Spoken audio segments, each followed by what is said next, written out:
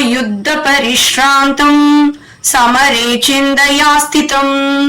रावणम् चाक्रुधो दृष्ट्वा युद्धाय समुपस्थितम् दैवदैश्च समागम्य द्रष्टुमभ्यागतोरणम् उपागम्याब्रवीत् राम मगस्त्यो भगवान् ऋषिः राम राम महाबाहो शृणु गुह्यं सनातनम् येन सर्वान् नरीन् वत्स समरे विजयिष्यसि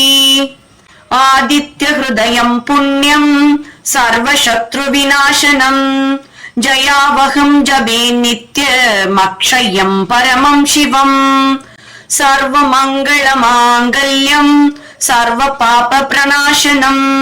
चिन्ताशोकप्रशमन मायुर्वर्धनमुत्तमम्।